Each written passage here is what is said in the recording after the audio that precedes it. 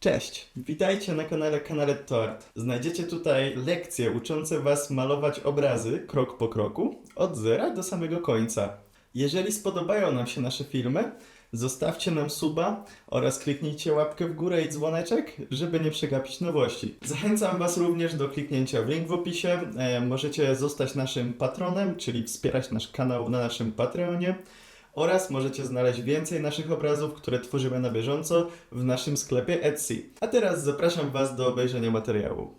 Oglądając dzisiejszy film, nauczycie się jak po kroku stworzyć swój własny ekspresjonistyczny pejzaż. Link do pobrania wzoru tego obrazu znajdziecie w opisie filmu w linku poniżej.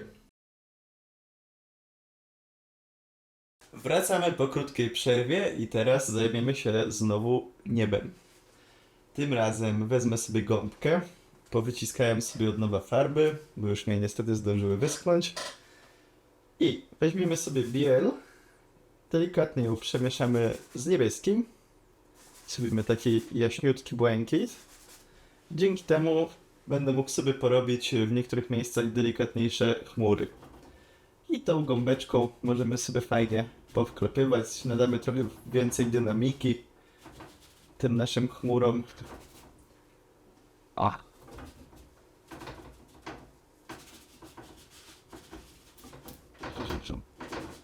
Także będziemy mieli tutaj 3 przemieszane techniki tak naprawdę. Pędzel, gąbka i jeszcze dołożymy do tego na koniec szpachlę. Widzicie, tą gąbką tak naprawdę można porobić delikatne przejścia. Jak chcę na przykład przejść z powrotem do tego koloru płynnie, to wystarczy, że sobie nabiorę tego koloru i w tych miejscach sobie jeszcze porozmazuję z tą bielą ten mój niebieski kolor. I ta chmura może się zmienić na przykład z białej pomalutku w tą niebieskawą. I w ten sposób możemy też te chmury delikatnie sobie pocieniować. Od spodu dodamy tych niebieskości, a od góry wzmocnimy sobie jeszcze bielę szpachelką. Gąbkę już odstawiam. Biorę teraz szpachlę i dodamy sobie takich mocniejszych bieli. Widzicie, pobieram tą biel na szpachlę grubo, po to, żeby właśnie móc teraz przejechać tą szpachlą i pozostawiać najmocniejsze białe punkty. Nasz obraz będzie troszeczkę bardziej dzięki temu malowniczy i abstrakcyjny w tych miejscach na niebie. I zaczynam od tych najmocniejszych świateł, czyli właściwie od strony, gdzie pada nam światło, dodaję na nasze chmury więcej bieli. W niektórych miejscach można też sobie troszkę pojechać abstrakcyjnie, czyli tak naprawdę będziemy wyszarpywać te chmurki tak, żeby w tych miejscach u góry była mocniejsza plama, a jak już schodzimy do dołu, to żeby to też jakoś ładnie przechodziło w ten pędzel ze szpachli. Więc już wtedy na płasko przejeżdżam sobie szpachlą delikatnie, tylko po to, żeby mi się porobiły takie leciutkie zabrudzenia, takie grudki. Tutaj dodamy sobie najwięcej tej bieli, dlatego że tutaj w ogóle jest to nasze najmocniejsze światło, więc te chmury w ogóle muszą mieć dużo światła na sobie.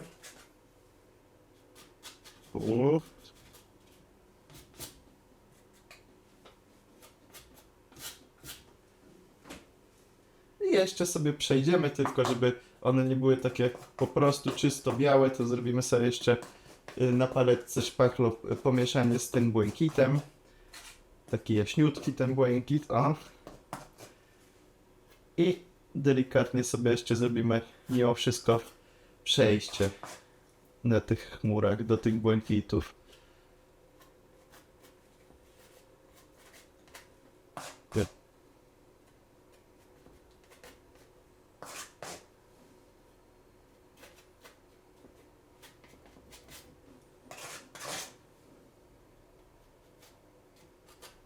Troszeczkę naszedłem sobie na komin, ale to nic. Jeszcze będziemy go zaraz malować.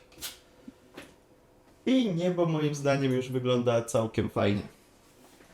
Teraz jak już mam szpachlę, to od razu nałożymy sobie kolory na dach. Musimy troszeczkę zrobić jaśniejszy brąz, dlatego dodam tutaj i trochę bieli i trochę żółtej ochry, żeby ten brąz się zrobił taki bardziej żółtawy. I jeszcze kolor rudy. Teraz trzeba to odpowiednio pomieszać do takiego fajnego, satysfakcjonującego nas efektu. I jeszcze biel. O. Myślę, że coś w tym stylu będzie bardzo fajne. I tak, nakładamy sobie szpachelką, możemy sobie po prostu równo przyłożyć, widzicie, bok szpachelki i będziemy starali się tutaj poddzierać takie części tego dachu. Najpierw zaczynam od świateł.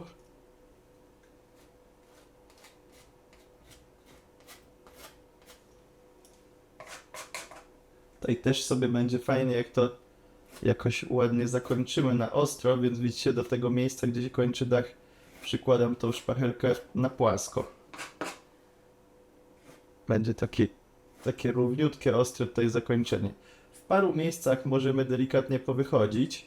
To będzie też tak troszkę realistycznie mimo wszystko, że to jest drewniana chałupa, tak, i nie wszystko jest też doskonałe, równe jak w nowoczesnym budownictwie.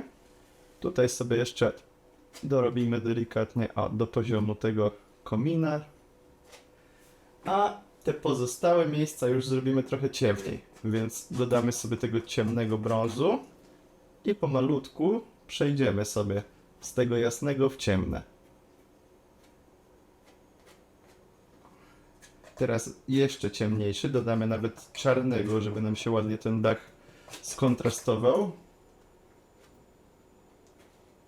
O, i tutaj to miejsce już będzie w cieniu, więc dorabiamy sobie tych ciemniejszych plamek. Widzicie, szpachla tutaj pozostawiała takie fajne wypukłości, więc dzięki temu mamy taki efekt, że to są w sumie dachówki. Jeszcze tutaj bym sobie wzmocnił troszkę cień w rogu. Ono, to też będzie ładniej się łączyło. I już ta strona dachu jest właściwie taka jak powinna.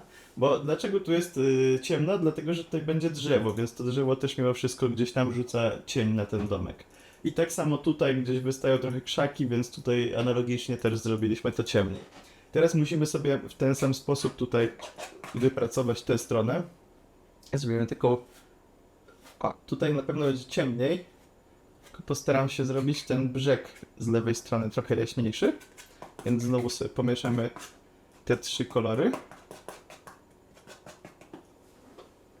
I przejedziemy sobie, o właśnie, tak do dołu. Tu jeszcze jest dość wysoko, więc może wpadać troszeczkę światła. Dorobimy sobie fragment w kolorze. Natomiast już niżej dodajemy tych ciemnych kolorów. Bo tutaj już będzie cień, będą te drzewa.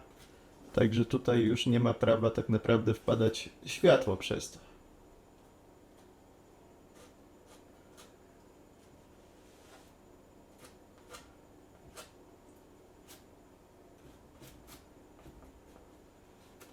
No i zostały nam boczne ściany tej chałupy. Tutaj będzie taki coś w rodzaju takiego płotka, tak? Bo te domki są zbudowane z desek, więc zrobimy sobie na pewno tą część z lewej strony też troszeczkę jaśniejszą. Tutaj wpadnie nam trochę światła. I będziemy robić ruchy po prostu pionowe. Tutaj dalej już na pewno jest to wszystko zaciemnione w cieniu, więc wracamy znowu do ciemnych kolorów. Szczególnie pod samym dachem będzie mocny cień na tej ściance.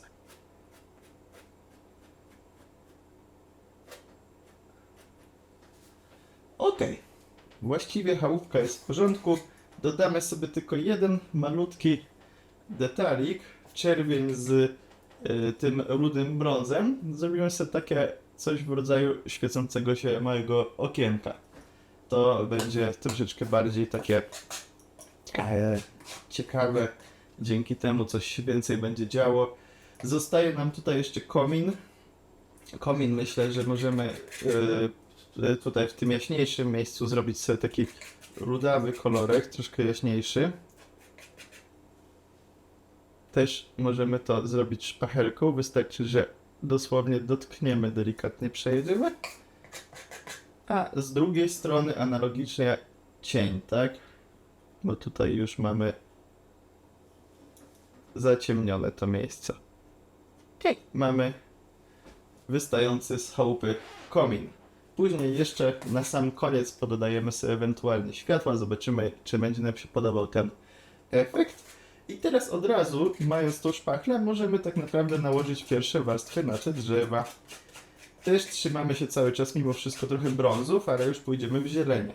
Więc tak, zaczniemy sobie od tych ciemniejszych warstw drzewa.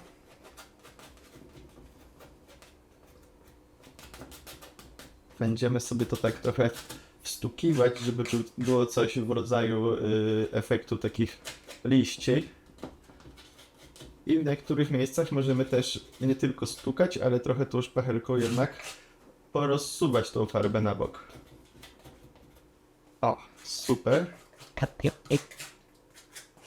I teraz dodaję trochę świateł, dlatego że tutaj już nasze drzewo wychodzi na słońce. To musi być już trochę jaśniej. Dodamy sobie i żółtej ochry, i nawet żółci tutaj u góry w tych partiach, żeby to już było faktycznie jaśniejsze. Drzewa, jak wiecie, też nie są nigdy idealne. W naturze wszystko jest dość mocno chaotyczne, dlatego nigdy nie robimy ich na równo albo jako jakieś kółka, dlatego że to jest też taki podstawowy błąd. One po prostu nie będą wyglądały dobrze i naturalnie. Tutaj sobie też zaznaczymy jakąś kontynuację tych drzewek, tych krzaczków, coś tam się dalej dzieje. O, zobaczcie. I właściwie mamy szkic tego pierwszego drzewa, ale bardzo nam się to zlewa z tą chałupką, więc tutaj jeszcze od to drzewko oświetlimy delikatnie u góry. O, tak, żeby mimo wszystko było widać różnicę w tych kolorach. Tu jeszcze dodamy sobie delikatnie żółtej ochry, żeby trzymać się trochę brązów, tu gdzie to drzewo ma prawo być naświetlone z tej strony. Tak samo w tych partiach. Wtedy wszystko będzie ładnie spójne kolorystycznie. I teraz przechodzimy do drugiego drzewka obok. Znowu mieszamy brązy z zielenią. Zacznę sobie od tych barw ciemniejszych. Tutaj, gdzie faktycznie drzewo jest zacienione. I wyjdziemy sobie delikatnie tutaj na tą rzeczkę, takim jakby krzaczkiem.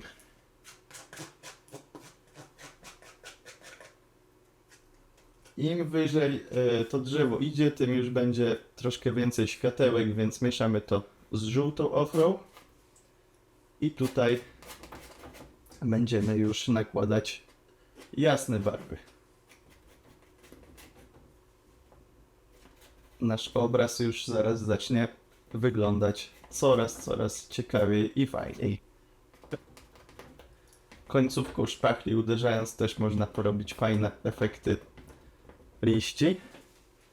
I możemy sobie nawet końcóweczką zaznaczyć od razu, jak powiedzmy lecą jakieś łodygi, pnie tych drzew. Później jeszcze sobie je poprawimy na czarno, jak już to podeschnie. Ale już będziemy mieć jakiś zarys. Tak samo możemy tutaj troszeczkę sobie tym powychodzić. Ok, super. Mamy ze sobą pierwsze drzewa. Teraz od razu zajmiemy się tymi. Tutaj już trzeba raczej końcóweczką samą tej szpachelki, dlatego że one są mniejsze. I te drzewa będą już troszeczkę bardziej wpadały w niebieski, dlatego że są daleko, więc musimy połączyć to sobie troszeczkę z trzecim planem, żeby były troszkę bardziej zamglone niż te z przodu.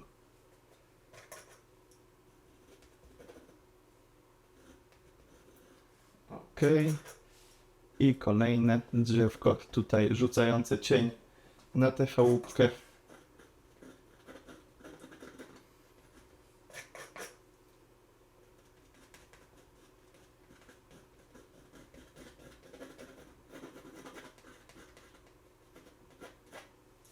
Ok.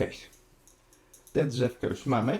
Myślę, że fajnie by było mimo wszystko też sobie delikatnie przejechać szpachlą po tym domku z tyłu, dlatego że on mimo wszystko też powinien troszeczkę być tu oświetlony i dość mocno będzie się wyróżniał, jeżeli większość obrazu będzie zrobiona szpachną, a on nie. Więc gdzieś tam zawsze taki delikatny akcencik tego światła można tą szpachelką podciągnąć, poprawić. Tak samo na tą ścianę rzucimy troszkę mocniejsze szpachelkowe światło. Ok. Teraz możemy troszeczkę tutaj popracować zarówno nad drogą, która wyjdzie z tej chałupki. Drogę najpierw sobie zaznaczymy podkład pędzlem. Zrobimy sobie flashem, tym kolorem cielistym. I troszeczkę pomieszamy go z ochrą i z tym rudym. To będzie taki nasz podkład pod tą drogą. Najpierw ją sobie zaznaczymy, naszkicujemy. Ona będzie się ładnie zakręcać, lecieć od chałupki. O, i tutaj mniej więcej w tym obszarze będzie się kończyła. Tutaj na pewno będzie już trochę ciemniejsza, dlatego że tu nam pada cień od tych krzaków, które zaplanowałem z przodu.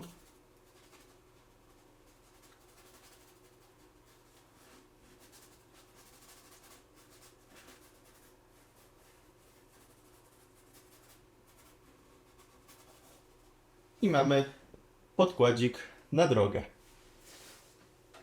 Teraz wrócimy do szpachelki. Na naszej drodze od razu nałożymy parę motywów szpachlą, żeby cały czas nam się to ładnie łączyło.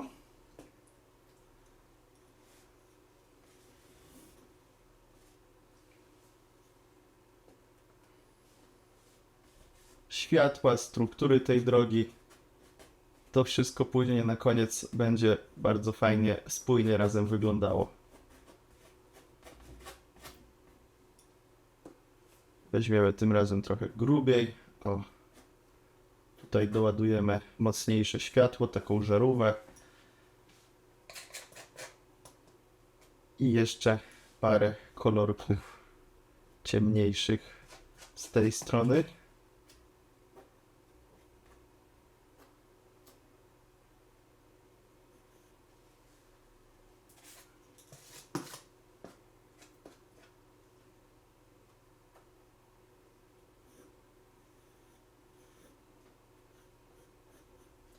Ok. I możemy już spokojnie zacząć sobie malować teraz te wszystkie trawy i krzaki szpachlą. Tutaj mamy te kolorki zielonkawe i jaśniutkie, takie żółtsze. Więc tu nasze pierwsze trawki nachodzące troszkę jeszcze też na te krzaki, żeby pokazać, że one są za trawą. Też sobie tym wzmocnimy. Muszę sobie docisnąć, słuchajcie, żółtej ochry, bo już właściwie na te chałupki wszystko co wycisnąłem mi poszło. Więc dociskam. Ok. Tak samo bieli do rozjaśniania i ściemniania wszystkiego będzie mi potrzebne.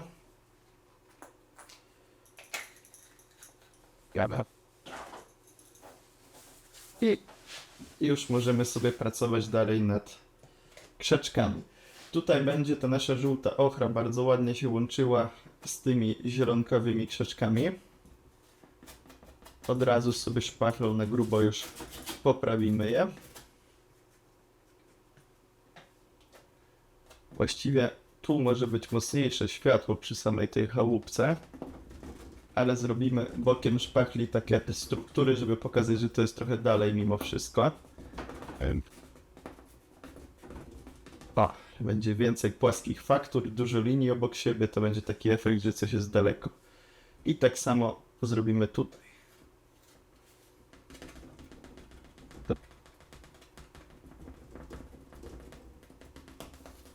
Pomału przejdziemy z tego koloru w żółcie. Też powychodzimy sobie tymi trawkami.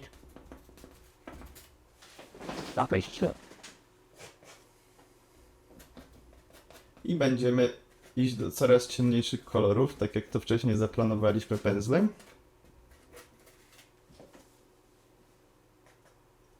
Gdzie w niektórych miejscach będą pojawiały się przebłyski od świateł, które wpadają między drzewami.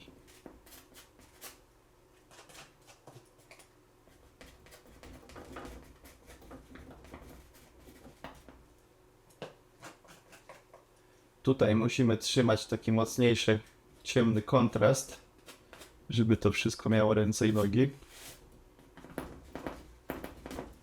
Hej.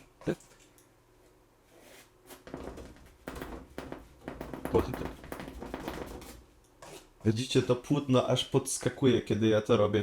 Czasami trzeba włożyć w to trochę energii, ale efekt tej energii jest zdecydowanie lepszy, niż gdybym chciał po prostu pomalutku w ten sposób to dziubdziać, dlatego że po prostu te faktury i wystające elementy są znacznie lepiej widoczne dzięki temu. Dobrze, tutaj zrobimy dotąd takie jaśniejsze te trawki. Tutaj dodam sobie znowu żółci oraz ochry.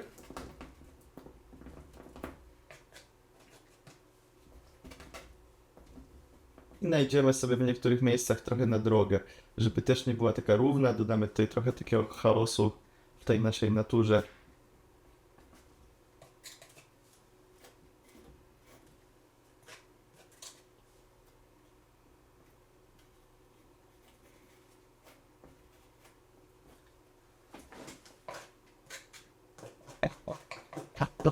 Tutaj znowu czarny z ciemnym zielonym dla mocnego już z przodu kontrastu.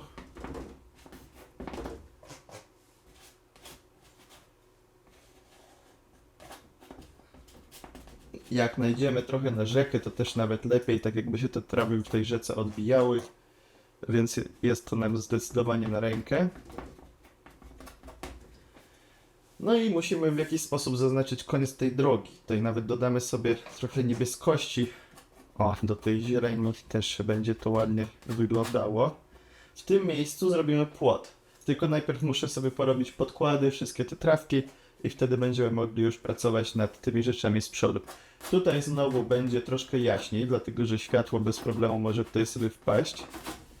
Ciemne kolory dopiero będą tutaj niżej.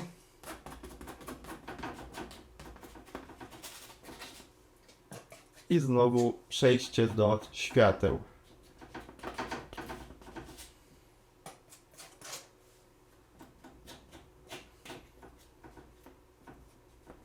Połączymy też trochę tych brązów z żółciami.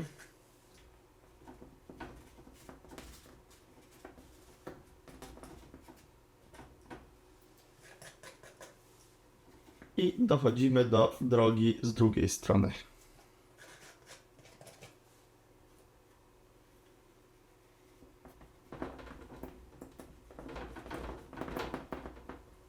Na tych trawkach jeszcze później powstaną różnego rodzaju kwiatki. W tym momencie to jest po prostu tak naprawdę zdecydowanie łatwiej mi skoncentrować się na tych największych przestrzeniach i dopiero na nich będziemy sobie robić detale. Tutaj jeszcze bym dodał troszkę tych zielonkawych kolorów na to drzewo z tej strony. Przy okazji, żeby to wszystko się ładnie łączyło, grało ze sobą. Ok. I tutaj będzie ten pierwszy plan z tymi najmocniejszymi trawami, ale zanim to zrobimy, to jeszcze przejdziemy sobie z powrotem do tej drugiej strony. Druga strona jest troszeczkę bardziej w cieniu, więc zaczniemy sobie stąd przede wszystkim od takich brązowawych, ciemniejszych tych kolorów. I do góry będziemy później wyprowadzać coraz jaśniejsze. Znowu słuchajcie, muszę docisnąć sobie trochę żółci, dlatego że szpachlą pracujemy na grubo i te kolory bardzo szybko się wyczerpują. Będzie trzeba niestety, ale często sobie coś dodać na tę paletkę, docisnąć. Musicie być na to gotowi. Żółcią będziemy rozjaśniać. Generalnie czarny z żółtym daje te takie fajne, zgniłe, naturalne zielenie. I będziemy oczywiście mieszać to z brązami. Im bliżej tutaj jesteśmy prawej strony. Ciemny brąz z zieleniami. Bardzo ładnie będzie się łączył, przechodziło, to będzie jedno w drugie. Będzie ładna harmonia.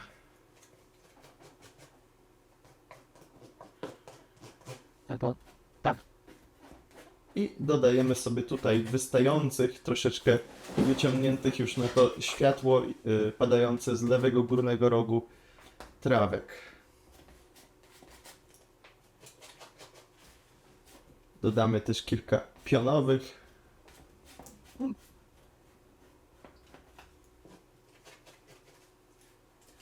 I zejdziemy z powrotem w dół. Tutaj znowu już będzie ciemniej.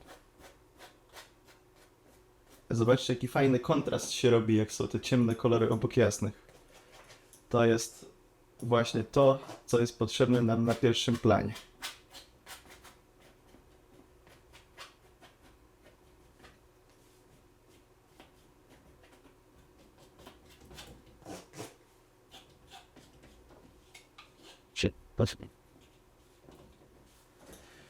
Dobrze, to mniej więcej ten obszar jest gotowy. Myślę tylko, że chyba jeszcze sobie mimo wszystko dodamy trochę do tych planów. Może nie aż tyle, tam zostawimy trochę więcej pędzla, nie samą szpachlę. Ale i tak dodamy trochę tej szpachli, żeby to się wszystko pięknie nam łączyło. Więc tutaj możemy dodać fajne światło płaską powierzchnią szpachli na tej górce.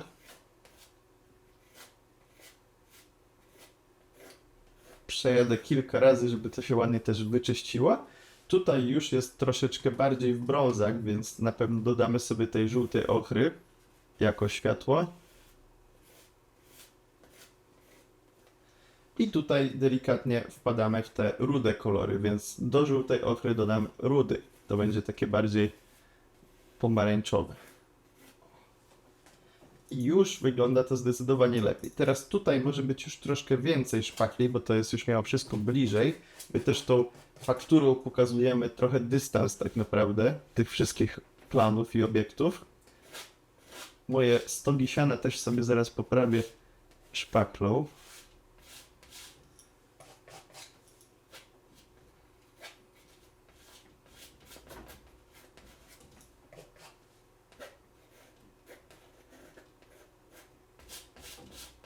I zostawimy trochę pustego miejsca, żeby te krzaki ładnie tam na to wpadały.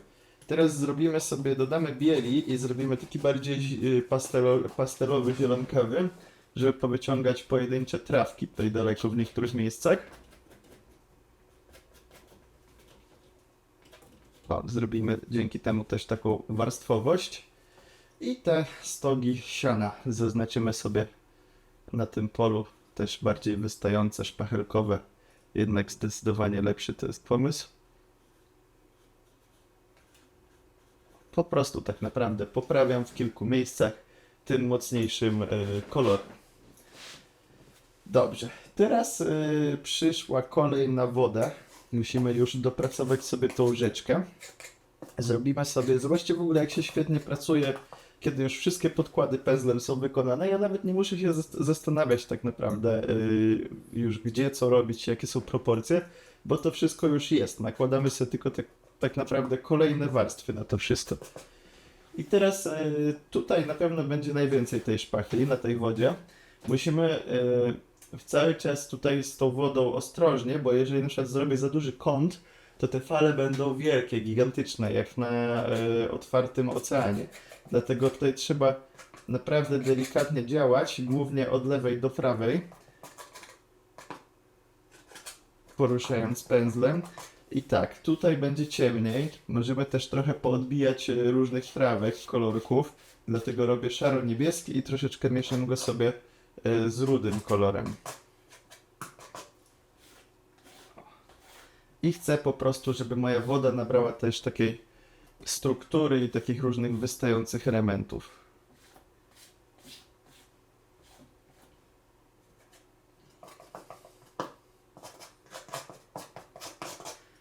Przy samych brzegach też na pewno będzie ciemniejsza ze względu na odbicia tych traw. Więc zrobimy sobie ciemny, taki ładny szafir z czarnik.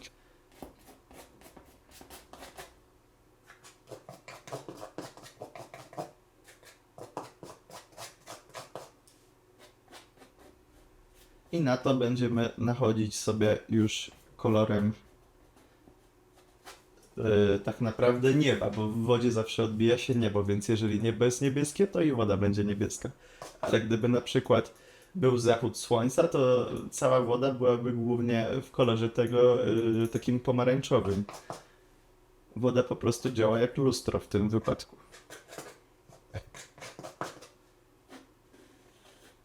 O, i super, przejechaliśmy sobie tutaj do końca.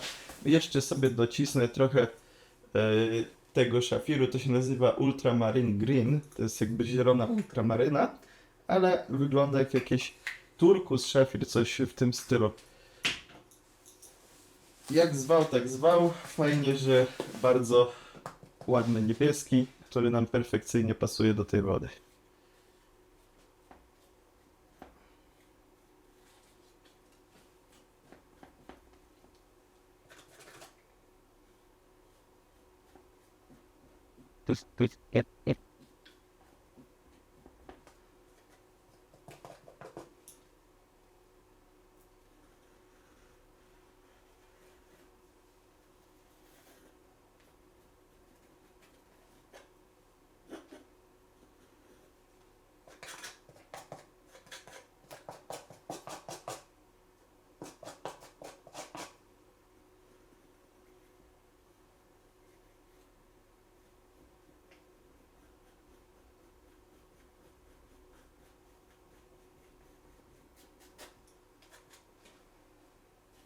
Na środku będzie zdecydowanie więcej światła.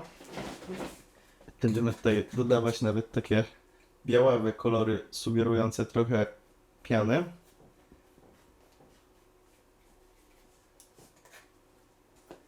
I do boków poprzez niebieski znowu będziemy wracać do cienia.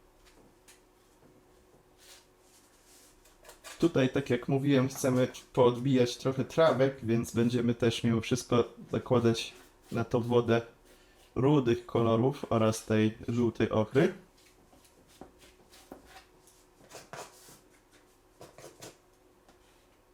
I spod tych krzaków też musi być mocny cień.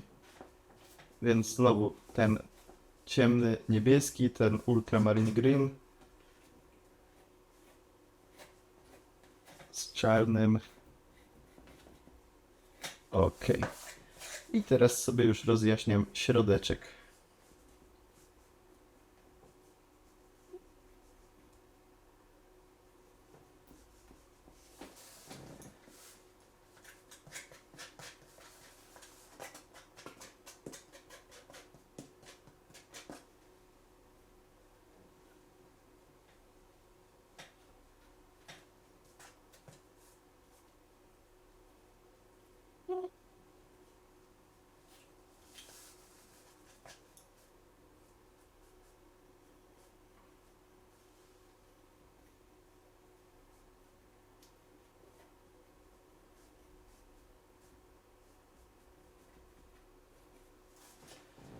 Dobra. Mój właściwie pierwszy podkład na strumyk jest gotowy. Teraz chciałbym jeszcze umieścić w tym strumyku w niektórych miejscach kamyczki takie, jak to często bywa w rzeczkach. Trochę po lewej, trochę po prawej stronie. Ciemnym po prostu brązem będziemy sobie nakładać, tworzyć takie delikatne kamyczki.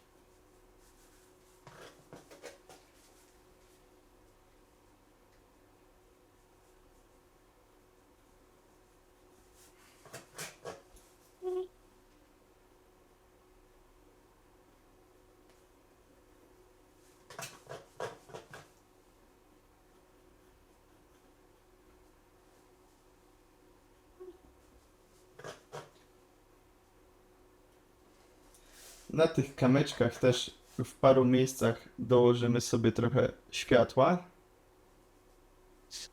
u góry.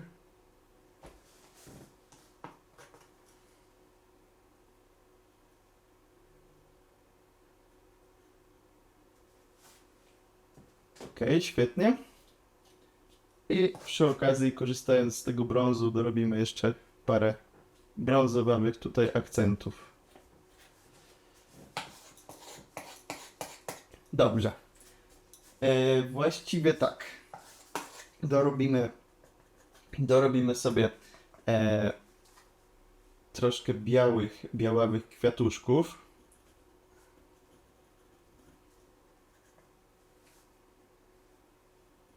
I szczególnie przy domku. Końcóweczką szpachelki będziemy wstukiwać sobie białe kropeczki. Dużo obok siebie, większe zagęszczenie.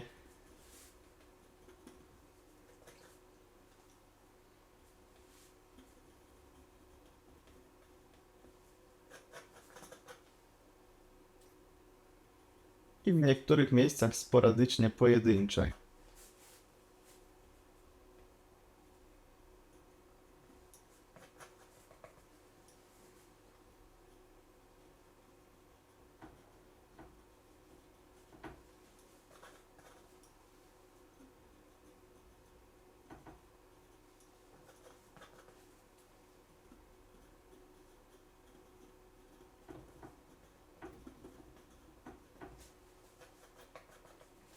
Tutaj szczególnie, gdzie mamy tak ciemno, będą bardzo ładnie nam kontrastowały jasne, bielutkie kwiatuszki przy samej wodzie.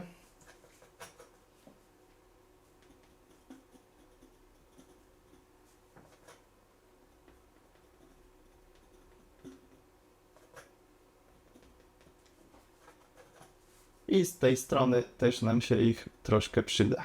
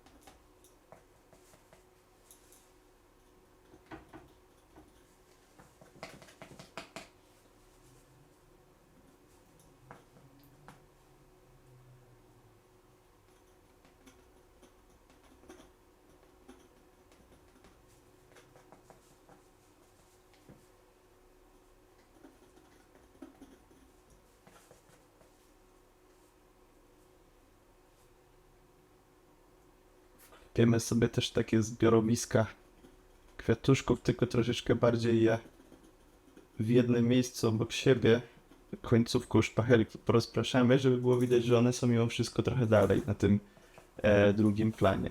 Żeby nie było tak, że tylko na przykład tutaj są te kwiatki, a dalej już ich nie ma. To też by było trochę dziwne. I one gdzieś tam, powiedzmy sobie, rosną na tych bardziej zielonkawych wzgórzach.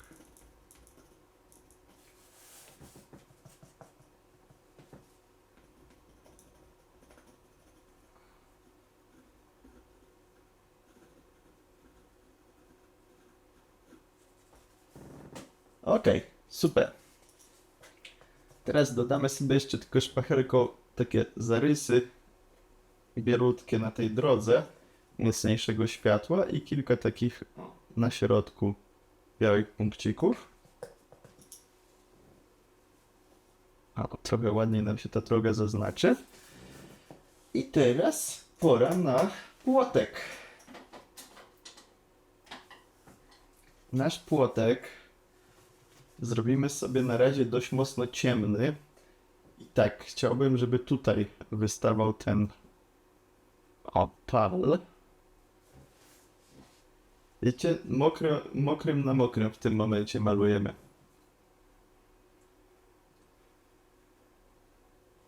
Najpierw mimo wszystko chcę sobie to zaznaczyć pędzlem, bo będzie mi łatwiej później na to po prostu szpachlo nałożyć światła.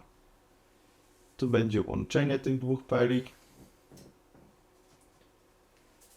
I pojedziemy sobie tutaj z paroma następnymi. Powiedzmy 3.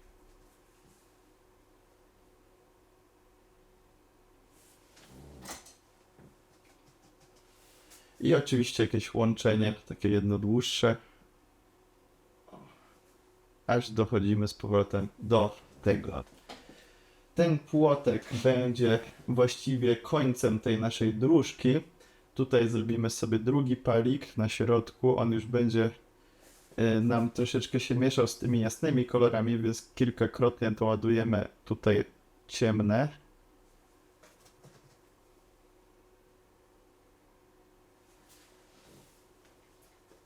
Moglibyśmy poczekać, aż to wyschnie, ale tak naprawdę to też jest mi na rękę, że ja robię mokre na mokrym, bo tak naprawdę zobaczcie, poruszam też warstwy tej farby i ona się zbiera dookoła tego, co ja maluję, więc to też będzie fajny efekt, że ta farba tak wystaje na brzegach. Troszeczkę nam się to wzmocni dzięki temu. I teraz tutaj zrobimy taką perspektywę, że ten płotek z powrotem leci troszkę do góry pod kątem.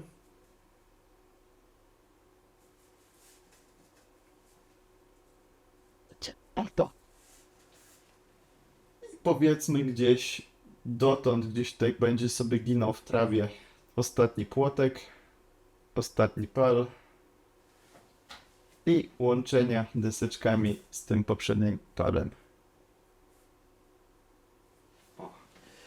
Właściwie zarys płotka jest gotowy. Myślę, że jeszcze możemy zaznaczyć tutaj taki drugi mniejszy, który nam fajnie rozdzieli te dwa plany.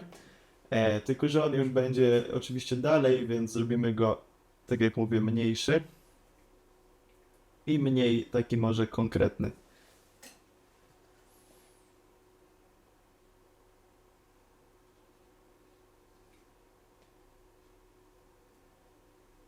Ok. No i teraz przyszedł czas na światła na tym płotku. Muszę znowu docisnąć ciemny brąz, już mi go zabrakło. I żółtą ochrę. Rudy jeszcze mamy.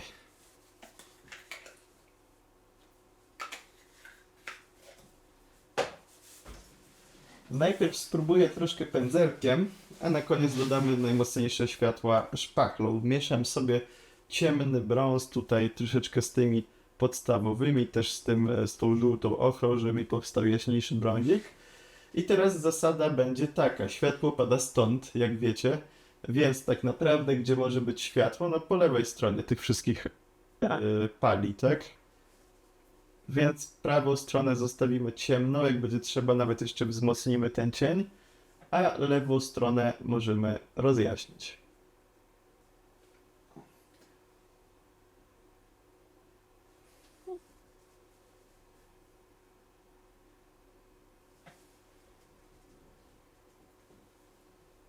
Tak samo tutaj i tutaj.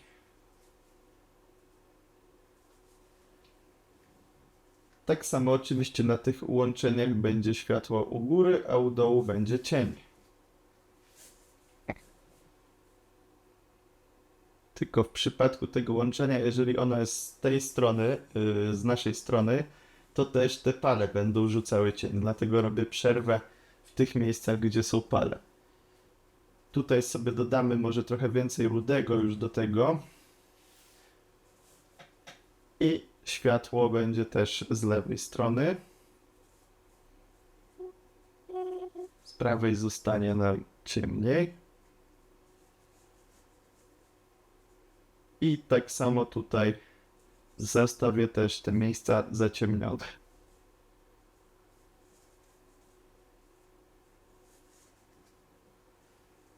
I ostatni tutaj palik.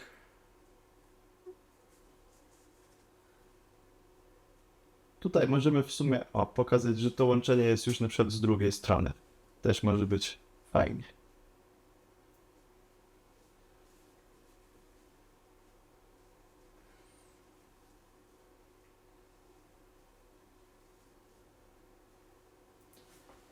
Dobra.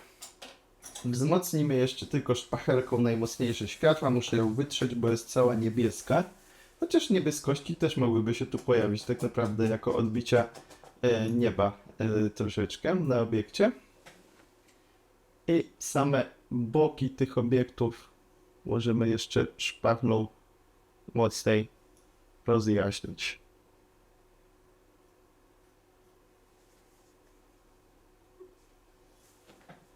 Nie wszędzie, wybierzmy sobie kilka miejsc tak naprawdę, które mogą być u nas najbardziej oświetlone. I myślę, że tutaj się akurat trochę przyda. O właśnie.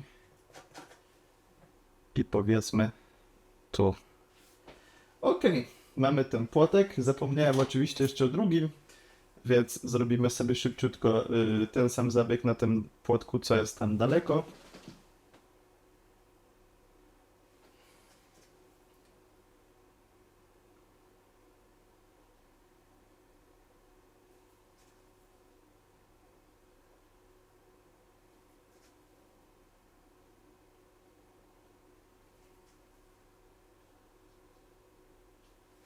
Dobrze. I spróbujemy sobie zrobić już cały ten tutaj z przodu pierwszy plan. To będą też nasze krzaczki, tylko już takie mocniejsze, wychodzące tutaj z przodu. Tu będzie trochę więcej światła, a tutaj będziemy się, tak jak zaplanowaliśmy podkładem, trzymać ciemnych kolorów. Możemy troszeczkę poszarpać tą farbę, żeby nadać takiej ekspresji i dynamiki z przodu. Mocne światło. Przejdziemy sobie pomału do zieleni.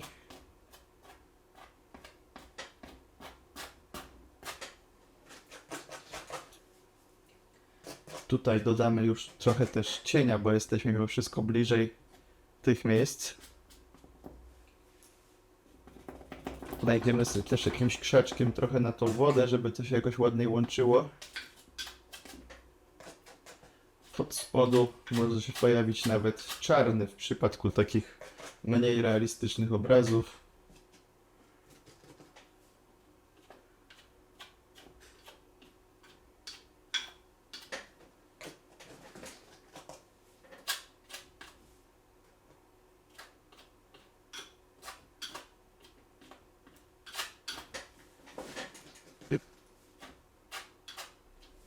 To się bardzo ładnie jedno z drugim miesza. Na przykład jak przejadę żółtym po tym czarnym, to porobią mi się tak naprawdę bardzo fajne cienie dookoła. I do tego rogu robimy coraz ciemniej. Brązy z czernią.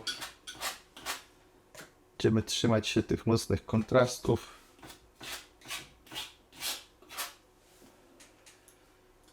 U góry wciąż oczywiście będzie trochę jaśniej. Nawet będziemy wchodzić delikatnie w te brązy. I ponachodzimy na płotek, żeby on się też trochę schował za tymi trawami.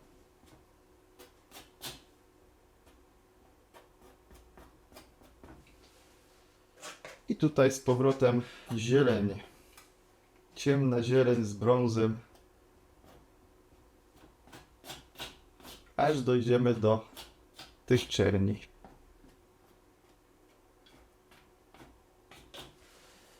Dobrze, mamy krzaczki, teraz chciałbym na tych krzaczkach zbudować sobie troszkę kwiatków i szczegółów. Więc docisnę sobie jeszcze tej żółtej ochry. Nawet żółci. I tu będzie pierwszy plan. To powinno wyglądać, że jest najbliżej nas i rzucać się trochę mocniej w oczy. Dlatego tutaj zrobimy większe te kwiatki i troszeczkę bardziej skontrastowane niż wszystkie inne. Nakładam sobie na grubo na końcówkę szpachli jasnej farby i staram się delikatnie, małymi ruchami porobić po prostu trochę płatków.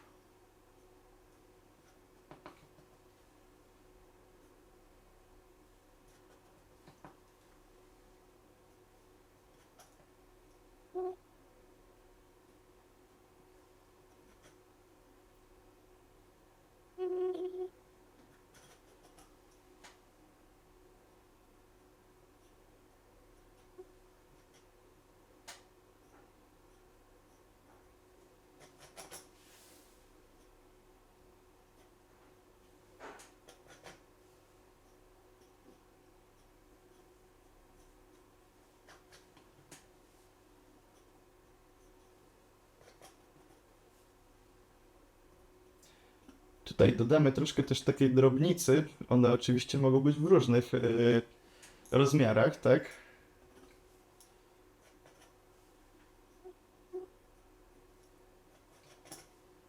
W niektórych miejscach pomieszam sobie to też z żółcią, żeby pokazać jeszcze mocniejsze światło padające na te kwiaty.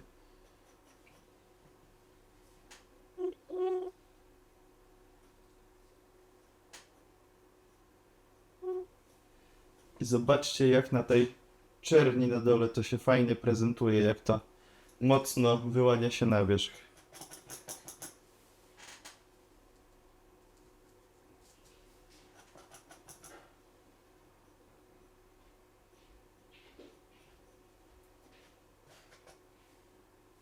Tutaj dodamy kilka pośrednich, żeby sobie pomału przechodziły z tych dużych w te mniejsze.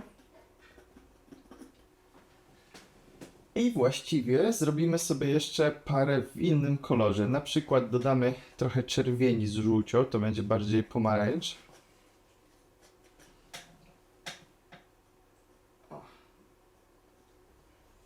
Nawet to coś znowu podchodzi trochę pod brązy.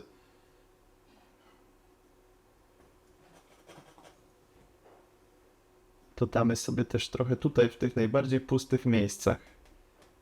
Troszeczkę nam to wypełni tą pustą przestrzeń. I zaznaczymy też kilka akcentów w tych samych kolorach z drugiej strony.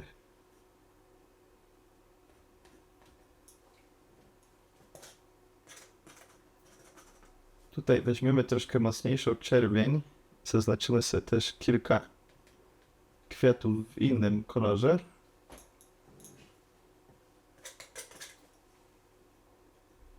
Poprawię też tą czerwienią te poprzednie. O, świetnie. Teraz to jest taki efekt, jak chciałem uzyskać.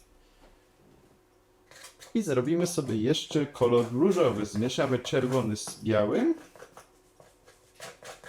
Moja paletka jest już trochę brudna, nawet lepiej, bo te kolory nie będą takie czyste jak prostostópki. I dodamy delikatnie tutaj różowych kwiatów.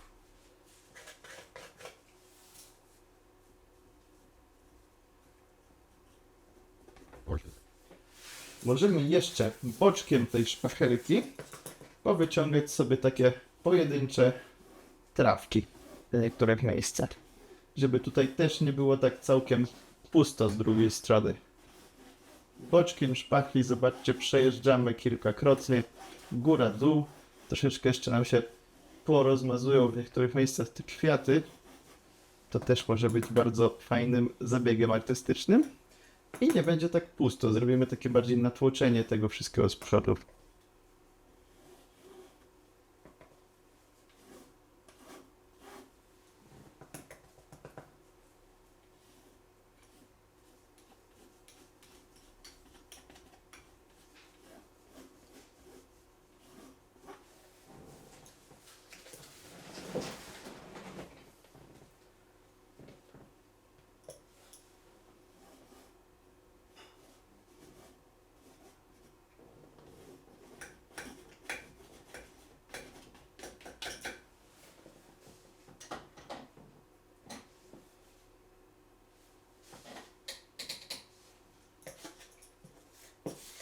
Jako takie ostateczne zwieńczenie tego obrazu dodamy sobie w kilku miejscach fleszem, tym kolorem cielistym, najmocniejsze światła szpachelką.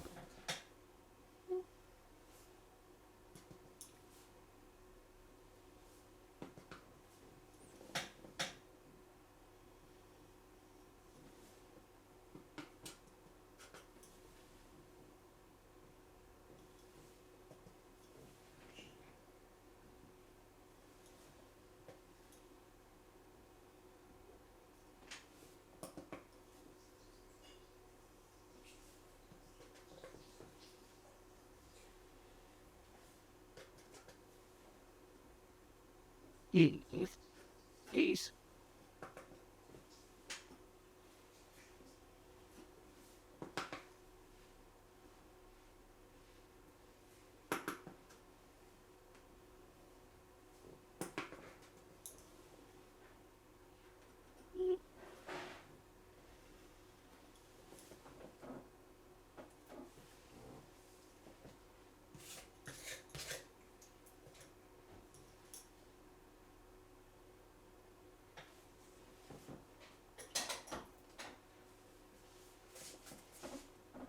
Dobrze. Obraz jest gotowy. Dobra robota.